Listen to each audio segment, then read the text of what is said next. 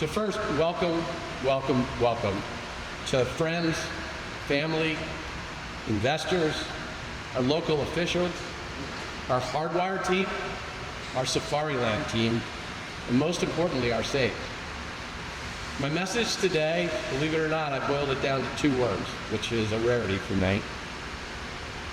Living proof. Living proof of teamwork. Without every single person that's seated in this room and an army of other people that are also part of our team, that are in the United States government, or maybe fighting a war somewhere for us, without all of us, none of us would be here today, not a single one of us. So it takes that whole village to make it happen. And all of us are responsible for these saves today. There's 5 of them here today, but there's actually been 10 in about the last 14 months. Thank you guys for coming.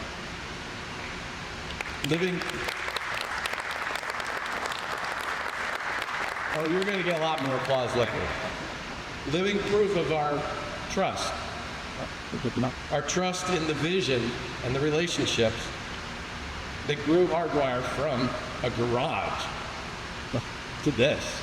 You take one look at it, I hardly believe it. Thank you guys. Our trust in our technology and our science to create the lightest, thinnest armor on planet Earth, and today, the strongest steel on planet Earth comes from Pocomoke, Maryland. Living proof of our trust in our partnership with Safariland. They are our evangelists. They are the ones that carry the message out to the United States of America and into Europe as well. They spread the word, and they do the critical job of making sure that the gear fits the mission and that the gear is well fitted. One of the saves is going to tell you a story about that. And living proof that armor can make a big difference in people's lives if it performs exactly as it should. Today is living proof that time has woven us all together, now and forever.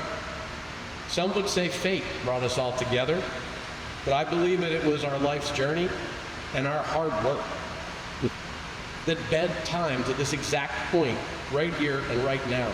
I believe this was our mission to be here from birth, and I believe our mission has just begun. I get asked all the time, George, you must have the greatest job on planet Earth. You get to play with cool materials and shoot guns and set off explosives. And I would say some of that's right. I would say first, we have the greatest job on planet Earth, no question. But it's not because of the guns and explosives, anything that kind of wears on you after time. It's because of days like today where we get to meet the people that we actually work for and hear their stories and connect the mission with the families. It's not me today giving time at the Christmas holiday back to these families. It is us today giving time back to these families for the Christmas holiday. So with that, I will hand it over to Ed, and I want everybody to really enjoy today. You deserve it. And I'd like a warm round of applause for Ed as he comes up and introduces the same.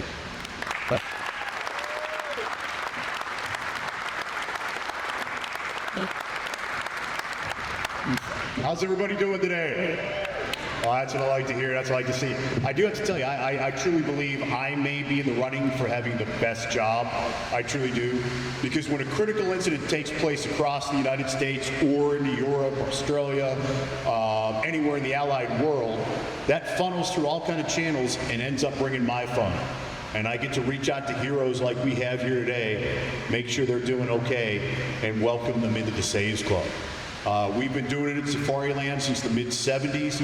We've been able to recognize over 2,230 professionals whose lives continue because they chose to have the right gear on during those critical incidents. I remember some of my first meetings with George and Emily and the whole crew from Hardwire. and it was at a SHOT Show with the Saves presentation going on, and I came off the stage and George was literally waiting for me, and he stopped me and he said, "It's going to be my people. It's going to be my saves."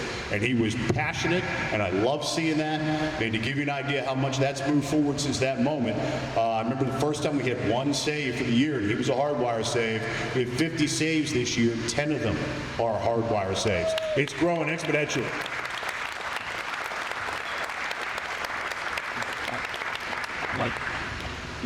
And again, this is, it's like a family gathering for us. Honestly, coming down here is like coming home. And I've talked to all the saves and he kind of prepped them up for that. I see Sergeant Bullock's like, man, he's going to call on me. I know he's going to do this. Philadelphia always seems to show up when we do things here. So we're going to start off, Sergeant, with you. Sergeant Erik Bullock, if you want to come on up front, let's hear it for him.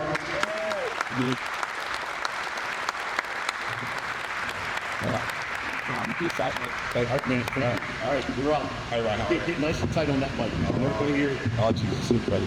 You're short up, man. I got the complete face. Okay, how's it right today?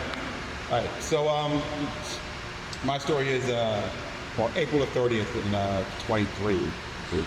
Yeah, I was actually off. It was my day off. I came in for a more. First of all, let me start. Let me go back and first. My name is Sergeant Erik Bullock, Philadelphia Police Department. 28 years in the job. I've been in SWAT for 20. I got to the SWAT unit in 04. I got promoted to sergeant in 17. I left for 4.5 years. I came back to the unit, and now I run one of the 2 sergeants in 2 squads now.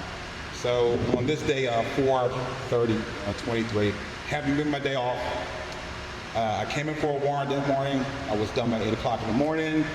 I was kind of putzing around in the city for a while. My unit had a barricade with a male that was office meds. Kind of had did some bad things to some kids.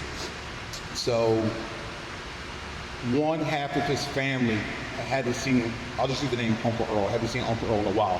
The other half knew what he did to the other family members. So this half of the family said, "Hey, we haven't seen Uncle Earl, let's go visit him." Knocked on the door, there was no answer. They got the police do a well-being check. When the police came and they knocked on the door, Uncle Earl decided to come out with a shotgun and start shooting at everybody. So everybody retreated and it made it a barricade situation. My guys went to the barricade, I'm off. I knew they were at the barricade, I'm off. I drove past the barricade on the way home, I'm off. They didn't call for me, so I went home. 1 o'clock in the morning, I get a phone call, "Hey, Sarge, come in. This is a prolonged barricade." I get there 2 o'clock in the morning. We split our teams in half because we had the Broad Street run, which is a marathon in Philadelphia from one end of Broad Street to which is the longest street in Philadelphia. So half the team went to the Broad Street run. I stayed on the barricade. That's it.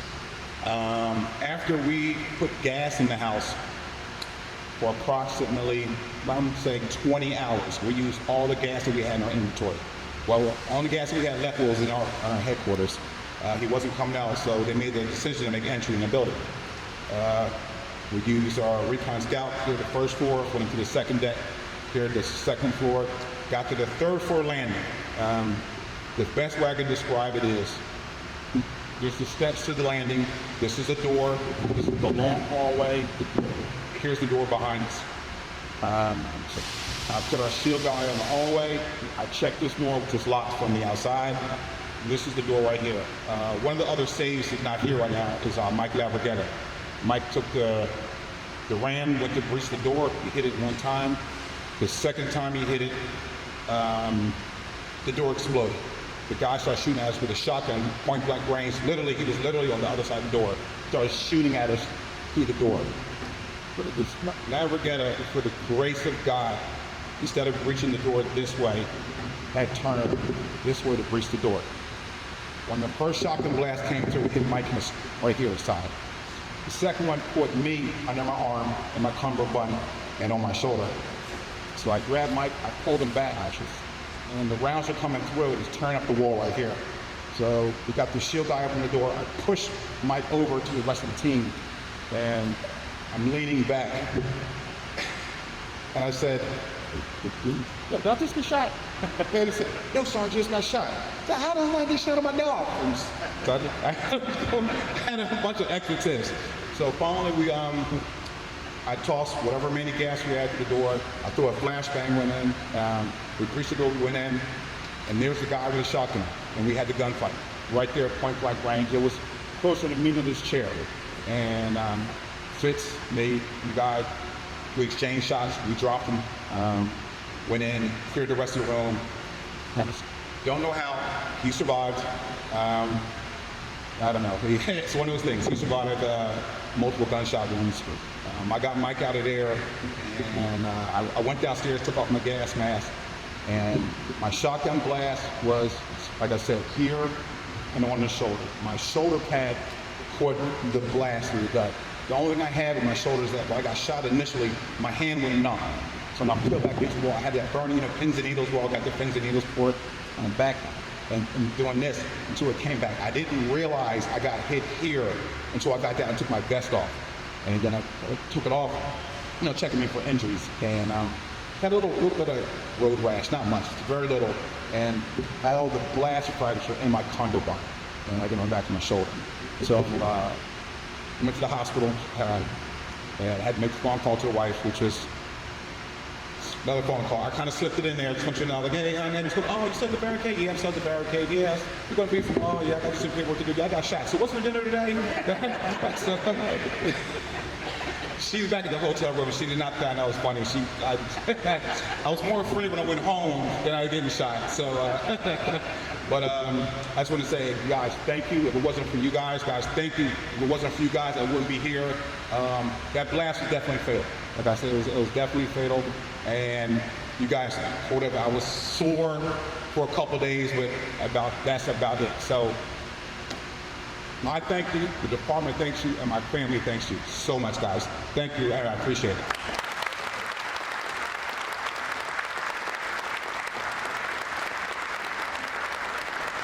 That's funny. I told you the guy's sergeant was going to sit far way up there. I kind of warned everybody. I let him know. He's being incredibly humble. When we got to work with Philadelphia PD, we had the after-action debrief on his incident. The talk about what he did for Michael, who couldn't be here, about getting him out of the line of fire, pushing him to cover, doing everything. He was exposed the entire time that's taken place and taking fire while that went on. These guys are way too humble. There's much more to that, but maybe over afterwards as we stroll around here a little bit and we get a little meet and greet going on, you guys can ask them about that. We're going to move across the country to Oregon. We're going to go to Clackamas County. Deputy Jeremy McKenna.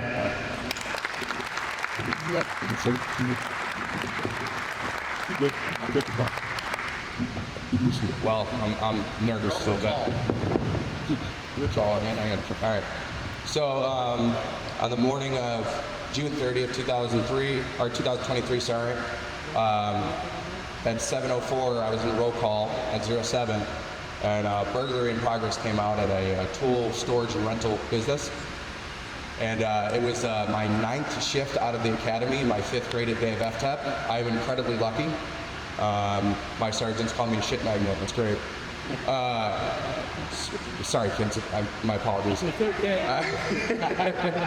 So I went with my coach and a friend of mine, Madison Steffen. She was just off of FTEP, maybe 3 months, and she was an absolute rock star.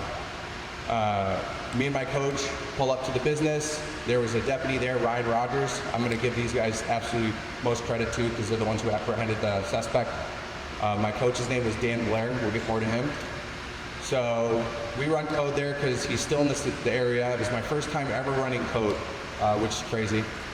And we parked there. My buddy got out, and I skipped leg day yesterday at the gym, and I made a comment because my coach is a triathlete and everything, and he goes, well, that's okay. We're going to be doing some decent walking to a homeless camp. So we walked down the trail, and as you know, Portland, Oregon, I was a quarter mile from the city limits, and there's tons of homeless camps. So we went to the homeless camp. There was 2 gentlemen there. We start pulling up. They match the description to a T. We tell them stop. We identify ourselves as the sheriff's office. Well, when that happened, one of the dudes who was in a high-vis vest for some reason, trying to blend in or something, he took off. and he tried to run, so naturally your eye follows movement. Well, as soon as we said sheriff's office, the gentleman who shot myself and Deputy Blair put his hands up, and your eye follows that movement. I looked at the other suspect, and just as I looked at the other suspect, we're in the wide open, there's no cover.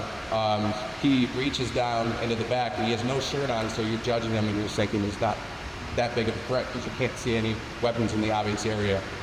So as soon as he put his hand down, I knew it was on. He pulled out a gun, pistol, he said, "F you," and started unloading.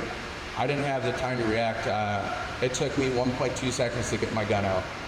By the time I had my gun and returning fire, I was already shot in my abdomen, which the round went and shattered part of my hip, and the bone disintegrated. The first shot hit right here, the second shot hit my phone and my chest, and there's more to that one in a second. The round impacted pretty much right in my heart. I would have been dead. And guys, thank you so much. Like, I wouldn't be here today. I wouldn't be having Christmas with my daughter, my wife. I wouldn't get to see my family if it wasn't for you guys. So back to what happened is when I got shot, you know, they teach you first thing, move. Don't stay in the way. And I have no ballistic, I just have my ballistic cover. So I face the gentleman and I start moving to the right or the left. Just as I moved to the left, a round goes right by my face. I could feel the round hit, miss my ear, and my leg gave way. So as I fall to the ground, the gentleman decided he was going to try to shoot me again in the back. A round just impacted by my head in the dirt, and I'm trying to return fire. And then as that happens, he's just shooting around, empties the magazine, shoots my coach into his bicep, shattering his humerus, his bone. He was an absolute rock star. He held the other guy at gunpoint, and I'll never forget it. I went to get up to go chase the guy, so I did a tactical reload, and he yells at me, "Stay down, you just got hit." So we can't hear anything, and it was about 1:20 seconds, the longest 1:20 of my life. The Madison, Stephan, and Ryan Rogers apprehended the suspect. He ran right into him, and just as they were about to pull the trigger, he threw the gun down and put his hands up. They had every indication to shoot, and they didn't. And that, I'm glad they didn't, because you want that. You don't want that on your conscience for them. So after they apprehended him, they asked him, "Did you shoot any guns?" He said, "No, it was fireworks." So they ran to us, and as we got there, Madison, Stephan, Deputy Stephan, ripped open my vest, looked to try to find my wounds, plug my wounds, get gauze in there. She put a tourniquet on Deputy Blair's arm, and was transported to the hospital after that, and I would not seriously be here. I didn't know I got shot in the chest, honestly, until my phone that was in there blew up. And I was laying down, and I thought it was like some cool thing from the armor, like a smoke screen. It's not.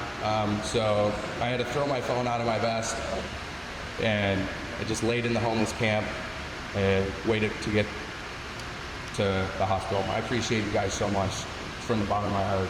I'm so nervous speaking in front of people, so thank you.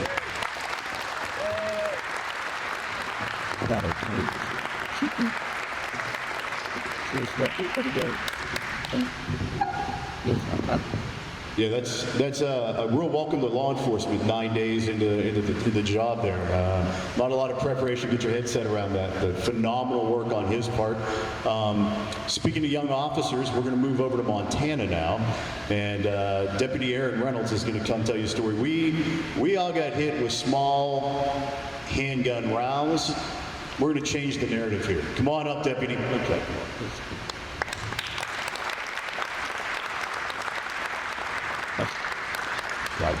Ooh, there's a lot of you guys. All right, good morning. I'm Erik Reynolds. I'm a deputy with Broadwater County Sheriff's Office in Townsend, Montana. So I started my law enforcement career in 2017 down in Las Vegas. I worked for the city of Las Vegas as a marshal down there. Around 2020, decided it was a good time to head out of Las Vegas and make the move to Montana. So me, my wife, and my 2 kids decided to make the move to Montana. So ended up making a move to a little town called Townsend. The entire county is about 6,500 people. We have, including my sheriff and undersheriff and captain, there's 13 of us for 1,200 square miles. So whatever I'm working, I'll work with Highway Patrol for service, fish and game. We're the only law enforcement agency in our county, so we don't have any city police or anything like that. So my closest backup may be 60, 65 miles away. So I just kind of wanted to give a little bit of backstory. It'll kind of make more sense in a minute. So January 18th, it was a Thursday, 3 o'clock in the afternoon. Our sheriff's office is responsible for serving all civil paperwork for the county. So it was about 3 o'clock in the afternoon. Me and my sergeant, we decided this would be a good time to go serve some civil paper, kind of end the day. And so he was going to head south of the county. I was going to head north. From the north side of our county to the south side of our county is about 60 miles. So my closest backup would be my sergeant, so we could be essentially 60 miles away at one point. Highway speeds are 70, even if you're going to 120 miles an hour, it takes you about 30 to 40 minutes to make up that much time. So I'm leaving the office, I got my stack of civil paperwork, got a couple hours left to shift. I get dispatched to a vehicle that slid off the roadway at the north end of our county. Like, well, I was headed that way anyway, so I'm gonna head on up there. Kind of get updated. It sounds like the driver's got the door open up. He's throwing up outside the vehicle. So instantly, my thought is he's either DUI, which at 3 o'clock in the afternoon, it's not impossible. So I thought he's either DUI or this might be a medical situation. So we had a highway patrol trooper in the area, and he was about 5 miles ahead of me. So I had about 15 to 18 miles to get to this vehicle. So he was a few miles ahead of me. Well, and our highway is just a 2-lane highway, so we got one road going one lane going each direction. So as I'm getting closer, I'm about 4 or 5 miles out. I get stuck behind a semi, which in the end was a really good thing. All of a sudden, I don't have any updates. I hear Highway Patrol get on scene. That's about it. I hit a dead zone. We have about 67 miles of our county highway where we have no radio coverage. You might get little blips of signal, but you're kind of on your own in that area. So I hear my sergeant say, "Hey, I'll be en route to that pursuit." And I'm thinking, what pursuit? Like, I didn't hear anything. So I try to key up. My radio doesn't work. I'm looking at my computer. Hasn't been updated yet. And then I hear Forest Service, who I knew kind of was in that area. He said, we have speeds of 95 to 100 miles an hour. So at this time, I really don't know much. I just know, okay, they're in a vehicle pursuit with the vehicle that I'm headed towards. Well, I don't know which way they're coming. I don't know if they're coming at me or if they're going away from me. We're only about 2 to 3 miles from our county line. So if they're headed the opposite direction, there's no way I'm going to catch up to them. So I was like, I'll kind of wait for some updates. So I kind of sat behind the semi. I couldn't see couldn't see around him. And I was thinking to myself, well, I really don't want to pass this semi in case they're coming at me because I don't want to get hit head on. And so I backed up a little bit from the semi, see a couple cars go by, and I'm like, if they're coming my way, they got to be here by now. And about that time, I see a little white Toyota Tacoma. Kind of the back end was dropped, and I knew, like, instantly I knew that's the vehicle. I mean, it was going. And about that time, I saw the highway patrolman behind him, and so I go to slow down. So I'm slowing down, pulling to the right. I activate my rear lights because I'm like, I don't want to get hit from the rear either because I got people behind me. And I was just going to let the pursuit go by, swing around, and join in. Well, from the time that I saw him to the time I hit my lights was about 3 seconds. Whenever he saw my lights, he sped up, and I don't remember his face. I just remember his arms yanking the wheel to the side, and ended up hitting me head on at about 100 to 102 miles an hour. So it was, from the time I saw him to the time of impact was 5 seconds. So whenever I saw him yank the wheel, all I could think was, oh, like, there were no words followed. There wasn't enough time. It was just, oh. So we ended up hitting. Everything kind of came to a stop. I don't remember being tossed around or anything. Everything came to a stop. Kind of did one of those quick, wiggle your fingers, wiggle your toes, make sure everything works. Tried to hop on the radio. I'm like, well, don't even get a tone. And I'm like, oh yeah, car battery's probably exploded. So try to hop out my driver's side. Driver's side's not working. I end up climbing out of my passenger side door, and as I'm climbing out, as I'm opening the door, I'm facing inside the cab of his Tacoma, because what initially went through my head was, I'm alive, he's probably alive, and he's going to start shooting. And so whenever I opened the door, I was just looking into the cab of that truck, and I didn't know where he was. And Forest Service, he had gotten there, and I scared him to death whenever I popped open that door, because he saw the impact and he's like, there's no way that door should be opening right now. And so I ran around my vehicle to get out from line of sight, ran over the passenger side, and just held him at gunpoint. He wasn't responding, and it took me a few minutes to realize why he wasn't responding, because I thought, well, if I'm alive, I thought surely he would be alive. So it took me a little bit to register kind of what fully had happened. And while I'm standing there with my gun pointed at this person, I get a phone call. Phone call's from my wife.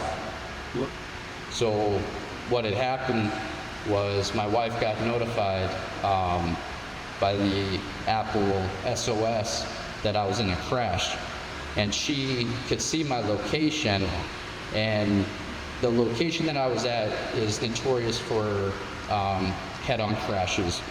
It's just a narrow, speed limit 70 miles an hour. It's a narrow 2-lane road. People try to pass on some turns. It's just a really bad spot. So she gets notified at 3:26 p.m. She had just picked up our 2 kids, picked up our daughter from school and was backing in. This is more about her story, but I just want to share it with you guys because I appreciate what you guys do so much. She was backing in whenever her watch went off, saying that I was in a crash. I live right across the street from one of our deputies. He's a canine officer. So she runs over to his house, knocks on the door, says, hey, Aaron was just in a crash, what's going on? And he calls dispatch, and dispatch tells her, yep, he was hit head on, he's okay, he's gonna be going to the hospital. And that was probably one of the hardest things that I've done in law enforcement, is to do my job, but to have my wife calling me at the same time, checking on me. I didn't know, I was like, so I apologize for not answering at that moment. Good move. Yes. But to finish it up, like I said, I appreciate what you guys do. It means the world to me, my wife, my family. My daughter, she just turned 8. My son, he's about to be 4. So, we appreciate you guys. And I know my Sergeant Buck, he couldn't be here, but whenever he came up on scene, he pulled me away from the scene, and I was able to call my wife. So, thank you.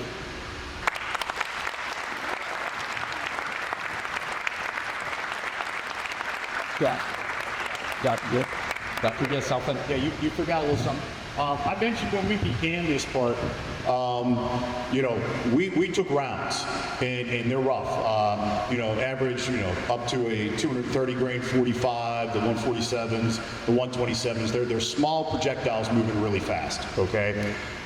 They carry a lot of kinetic energy inside them. It's their job to figure out a way to dissipate that before it gets through and causes damage internally. He got hit by a 100-mile-an-hour Toyota Tacoma. Okay? I'm going to have you tell them what the black box told you. So during the investigation, they pulled out the black box from my Durango. So, like I had mentioned, I had backed up off of that semi for a little bit just so I could get some more room to see. So I went from 58 down to 17 miles an hour. So I was driving 17 miles an hour at the moment of impact. At the moment of impact, I went from 17 to 38 miles an hour in the opposite direction. So I'm not a math expert, but that's a big change. So did I cover everything? That's better. That much better, much better. Your receipt's gonna be right there. Thank you, man. Thank you. It's one of the things for active duty law enforcement. We've had that happen 3 times this year, where the officer's watch or phone notifies their emergency contact. It's something we need to think about, going down the road and how to handle and address those kind of things. We've had long talks over wonderful lunches with family climbing on us to deal with that kind of thing. We're going to move over to Nevada, the city of Sparks.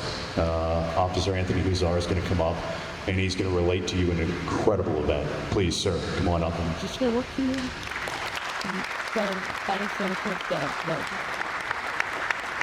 Good. I'll get this country. It's not there. There is a lot of fear. Yeah. Officer Anthony Huizar. I work for Sparks PD. Been there since December 2020. My incident happened March 29th this year. So I work day shift, so I start 6 a.m., get off at 4 p.m. My incident happened at 1:41 p.m. So, most of the team, we don't really do a lot of stuff right before we get in, and I'm that person that sees something, traffic stop or something, can't help myself, right? I'm gonna pull it over. So this day, I was at an intersection just in the parking lot, just watching traffic go back and forth. I see 2 vehicles at a red light, make a left-hand turn, like if one of the back vehicle is covering for the first vehicle. So I see them turn, the windows aren't tinted, so I see the first vehicle in front. It's a brown, like early 2000s Ford Expedition. It's unlicensed. I was like, sweet, I got my reason for the stop right there. I initiated my traffic lights. The first vehicle, or the second vehicle, pulls over. So I catch up to the first vehicle. As I catch up to the first vehicle, he pulls over. So at that point, the second vehicle, I'm getting out of my car, the second vehicle passes me. And so I'm walking up to the car, the windows are still up, so I'm kind of like going around it. Right as I get to the window, I just see the subject, the person, just turn, doesn't even pull the gun out, just puts it like to his chest, and then shoots me twice. So I get hit, I kind of like do a turnaround, and then he's taking off. I start returning fire. As he's taking off and I'm returning fire, he runs a stop sign, and then a U-Haul somehow magically appears out of nowhere and crashes into him. So I'm like processing everything that's happened. So I feel that I got hit, and I start feeling like water or something. Got shot or got grazed on the side of my neck. So I'm running, I go like this, and I see blood obviously coming out. I was like, okay, well, I'm not bleeding out because I know if I got shot in my neck and if it was an artery, I wouldn't be going anywhere. So I see him, I see that he got hit at the intersection. I start, for some reason, chasing after him. So I get up to his vehicle, clear the vehicle, and then another person, a witness that saw the accident, they're like, hey, he just got out and hopped over the fence. So I'm calling directions. At this point, you know, everybody's coming to me because they heard I was shot. So I know people are coming, and it's a valley. So we got Reno, Sparks, the Washoe County Sheriff's Office there. So everybody's coming. I know cover's not too far away. And they're like, hey, he just hopped that fence. So I'm relaying it over the radio. My cover's showing up. And then as my cover shows up, he starts, you know, taking off my uniform, taking off my vest, making sure I'm okay. Then they call the paramedics in, which they're not really supposed to do, but, you know, thankful for them. But they just roll in through the hot zone, just throw me in the ambulance, and then off I went to the hospital. At that point, he hops into a mom's house where she's cooking lunch for her children. He tried to take them hostage, but she ends up stabbing him a few times. And he's like, hey, this isn't the house to be at. So, you know, he hops out, goes to the next house, and it's a old retired lady just living by herself, hops in there, takes her hostage, and he's like, pretty much tells her like, hey, I'm gonna get in the car and you're gonna drive me away. So as the rest of my team is showing up, they're clearing the houses because they know he's somewhere here. So they're telling people to stay inside. As they're approaching that house, the garage opens up and she's backing out. He's in like a SUV, kind of like a Volvo wagon, I believe. He's in the back seat, covered up. My partners walk up to the lady and they're like, hey, get back in the house. We have a subject, you know, running around out here. And she's like, oh, okay. But apparently he told her that, you know, if you do anything out of the usual, he's gonna shoot her. So he's in the back seat, just hiding underneath the blankets with a gun already pointed at her. So she goes back into her house. We're coming back around, they're coming back around, double checking the house. They knock on that lady's house again. And at that point, it takes a while for the lady to open up the door. And the guy is telling the lady, she's like, hey, don't open that door or I will just shoot you from here. She's like, I have to open the door. They know I'm here. They saw me. They spoke to me. They know I'm in the house. They're going to think it's more unusual if I don't open up the door. So as she opens up the door, she immediately ducks. My partners start taking fire. One of my partners gets in the threshold, starts returning fire, grabs the lady, and then pulls her out of the threshold. They get into another gun exchange right there. He hops out of through the bathroom in the back of the house, hops another fence, goes into another house, or tries to go into another house.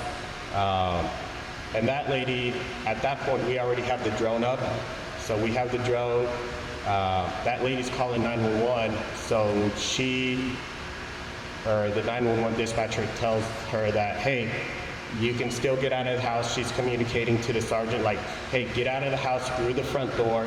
The guy is still in your backyard. Just try not to make too much noise. Like, he doesn't even know you're inside. So she gets out of through the front door. We come up, grab her. So essentially, he gets in there. We get a barricaded subject at that point. We have my team has a standoff for approximately, I think 9-10 hours. Pretty much multiple gunfights from he shooting outside the house to where our SWAT team's at. So multiple gunfights. I think at one point, my team leader was telling me that they were running out of rounds, and they were just literally reloading AR rounds and throwing them online so they can continue the gunfight. We used up all our gas, everything. Blew an explosive charge on the side of the door. The team did everything they needed to do, but essentially at the end, the guy tried to make one last ditch to try to get from the garage, because he initially was pinned down in the garage. Try to make one last run to the house and probably try to jump another house or try to get away. And that's when one of my partners took the last shot that ended the whole ordeal. And then once I was at the hospital, I didn't know this. I just thought I got shot once, because that's all I felt. Come to find out, I was shot twice by a Glock with a 45 mil ACP. I was shot in the neck that grazed me, and then the other one was in my shoulder here. After I took off my vest, I had a small bruise, nothing major. And they're like, hey, did you get shot there? And I was like, I don't know. Like, I don't even know how many times I got shot. But come to find out, the round was still in the vest, everything. They're like, hey, you got shot in your vest or in the shoulder. And I was like, oh, okay. I just thought, because they were asking us, they're like, hey, where's that bruise from? And I was like, I think it's from the gym. I was like, me and my girlfriend went to the gym, and I believe we did, chest that day. So I was doing bench and dumbbells, and I'll get small bruises or something, so I thought it was from the gym. But yeah, so I got that. Truly, it was amazing because I was able to return fire with, being shot. I'm right-handed, so if I would have been shot on the right side, I know it would have been a lot more difficult to return fire and draw my gun out, and especially being able to continue the fight where I can give directions and let my team know where the guy was going, which could potentially save other innocent people that weren't even related to the call. That'd be good.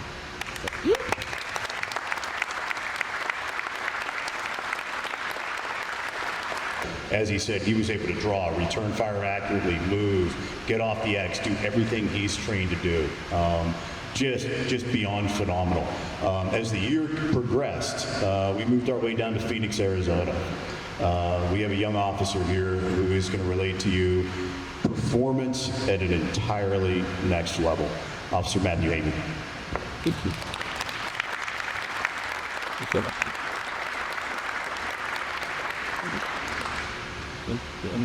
Safe. I have. Yeah, my story's a little different, so bear with me. I haven't really told as much. Probably get a lot of choking up. So I started my career out in San Mateo, California. Beautiful little city, love it. I was a fake police officer. This is California, you can't be a real police officer. So I decided to join the big boys, come out to Phoenix, Arizona, move my family out. Joined the FTO squad, decided to teach people. In that, I had a break where I didn't teach anybody, so I rode with my buddy, Officer Zane Coolidge.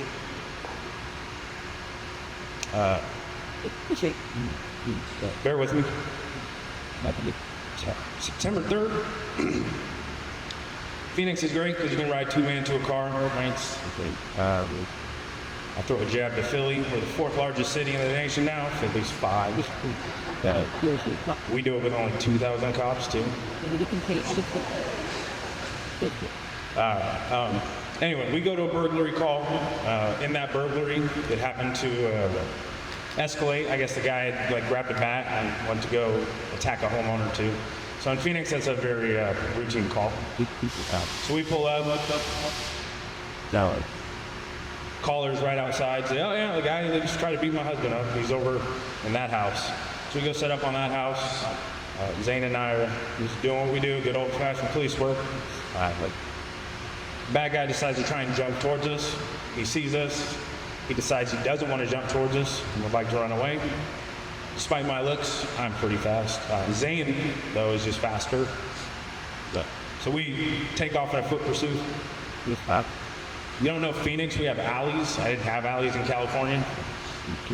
So we're chasing them down the alley, right, and living my dream. Unfortunately, the bad guy decided to turn around and start a gunfight with us. Zane took one through the neck, and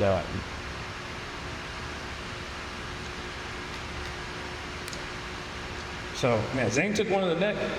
We started a gunfight. Couldn't tell you how long the gunfight lasted. I'll just tell you, my gun ran empty. In that, Zane had fallen down. Guy started to shoot at me. Lo and behold, I just felt like a really warm spot here. I don't really know what it's like to get shot until I did. Still didn't know what it felt like. Guy ends up taking off and running away. I go to help Zane, see what we can do. Wrap that up. Fortunately, it's a small city. We got 2,000 cops. I swear about 1,000 of them came to help out. We were able to catch the guy about 3 blocks away. He's in custody now, so it's great. In that, I did take that round. Is it NIJ, I think? NIJ tells you you can't get shot or you can't judge ballistic quality from that 2 inches around. Well, thankfully, what you guys do at Hardwire is make an incredible product. We decided to slow it down. I got 1 round of 45 ACP. I clipped that little 2 inches that says don't be rated for ballistic stuff. It was great. I slowed it down right to the point where the bullet lodged itself in between my lower rib, right in the thoracic cavity before it got to my lungs. And out of all of that was an outpatient surgery to get the bullet out. I left with a big fat bruise, a hole in my heart, but I was able to go home. And then I got the news that earlier that day we had a baby number 2 on the way, and that's going to be a boy coming March. So thank you guys for being able to just keep that going.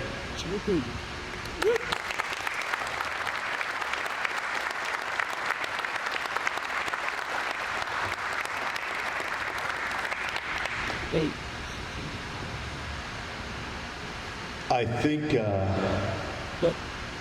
I'm going to get teary-eyed here. I think what Officer Haney wrapped it up with, he found out that child number 2 was on the way. We talked about this in Philadelphia. You've got a 7-year-old daughter. As we work our way, we get to meet your kids during your SAVES presentation. You've got 3. You've got a 2 soon to be. So when we talk about that together we save lives and what it means, it's not just the 5 representatives of the 10 Hardwire Saves. It's their families. It's these 2 wonderful mothers sitting here, trying not to make eye contact so they don't have to break open the tissue packs. It's those families waiting at home for Christmas with spouses that are going to be there. These guys are still suiting up, going out every day. I can't say enough about what you do to make that happen.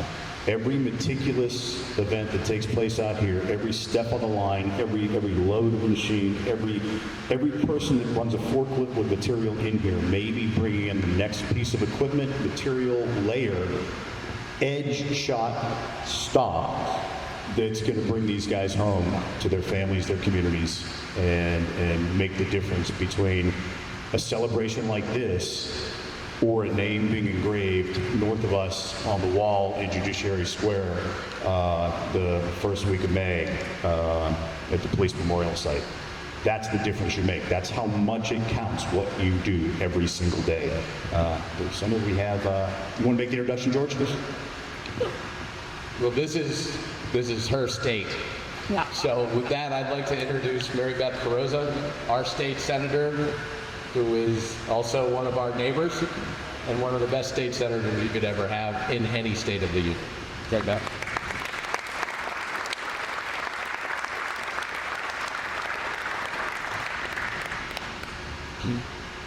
I want to start by thanking God. I want to start by thanking God for all of you And if our Hardwire team, the whole team, could stand up, the whole team, the whole Hardwire team, stand up.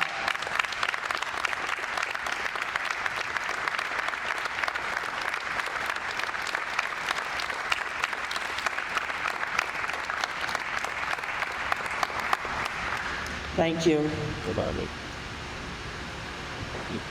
George mentioned earlier that we are all destined to be here at this moment in time. And I absolutely believe that. Looking at the heroic work and the lives that they saved, the work that you have done to ensure their lives could be saved so other lives could be saved.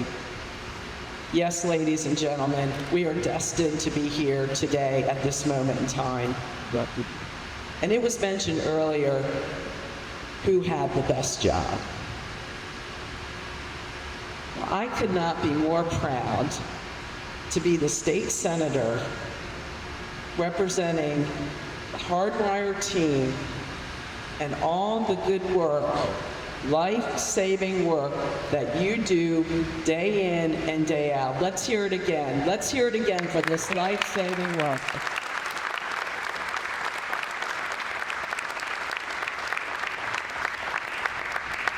Everybody in this room is tied to public safety. Whether you're an elected official and not on the front lines, your first priority has to be public safety. When you are on the front lines, it's not for them. What did that video say? It's not the glory. They do it for us. And so it's one of the reasons when I received this invitation to be with you all, to have this recognition, this saving, the SAVES event with Hardwire and Safariland, I wanted to make it a priority to be with you. These are my constituents, day in and day out, that produced the armor, the body gear that saved your lives. But I'm also here because of what you did, how you responded in those situations. I think it's important that each one of you know that you are being recognized by the state of Maryland. We think it's important enough that you came here to thank our team, recognizing that their work saved your lives, but we want to recognize that your heroic efforts and your bravery saved countless lives in that incident and day in and day out. So let's hear it. Let's stand up and let's really hear it for these heroes.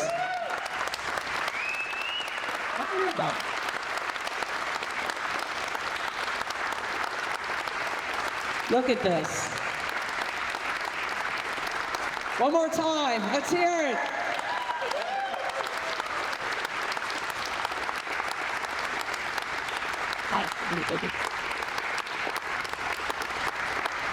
And I want to thank each one of you for being willing to get up and to tell your story. We need to hear it. The public needs to hear it.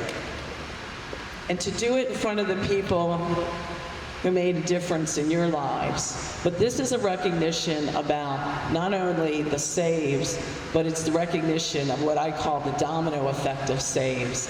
The saving of lives in that particular incident that you shared with us, but the future and all the lives that you have gone on to save. So with that, as a member of the Maryland State Senate, I'm one of 47 Maryland State Senators, so you are being recognized at the state level. And we have, each one will receive their own recognition, as well as there were, I believe, 5 other saves that they aren't here with us. We will make sure they're recognized as well. And I won't read each one of them, but I will start with Sergeant Bullock. Go Eagles! Sergeant Erik Bullock, Philadelphia Police Department, SWAT. In recognition of your years of dedicated service as a member of law enforcement, as demonstrated on the April 30th, 2023, when in the line of duty, you faced life-threatening danger and were saved by Hardwire Armor from penetrating wounds, making you number 2171 of those saved by Safariland Hardwire gear. We honor your protection of the community, and I am humbled to present this to you on this day, December 10th, and it's from your friend, State Senator Mary Beth Carozza from Maryland.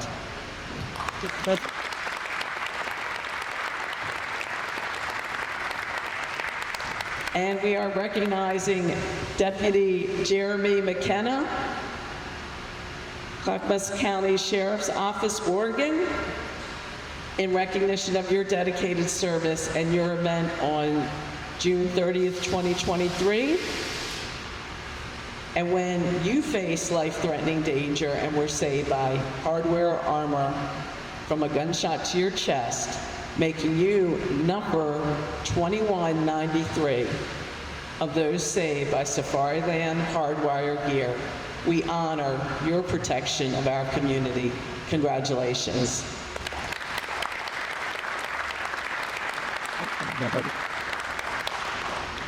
Deputy Aaron Reynolds, Broadwater County Sheriff's Office, Montana, and we're recognizing your dedicated service on your event on January 18th of 2024, when in the line of duty you faced life-threatening danger and you were saved by Hardwire Armor from a 100-mile-per-hour head-on collision injury, making you number 2201 of those saved by Safariland Hardwire gear. We honor your protection of our community.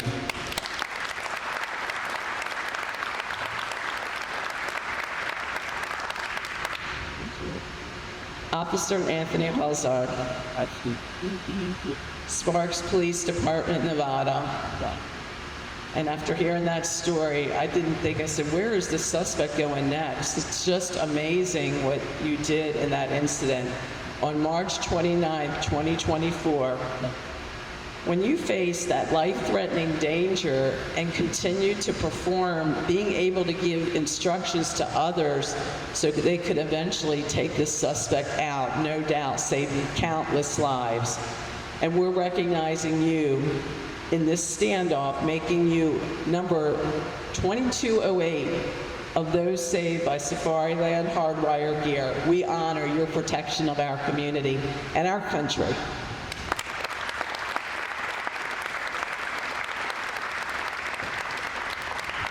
And Officer Haney, I know that was very difficult for you to share your story.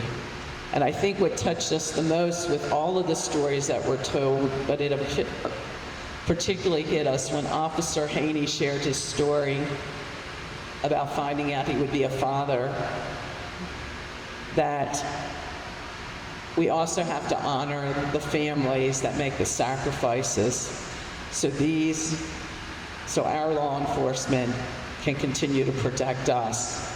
And you reminded us of the sacrifices that were particularly made in your incident and of the sacrifices of the family that you shared with us. And so you are being recognized in your incident of September 3rd, 2024, that you were saved by Hardwire Army from gunfire during the break-in, making you number 2234 of those saved by Safariland Hardwire gear. We honor your protection of the community and of our country. Let's really hear it for all of these heroes one more time.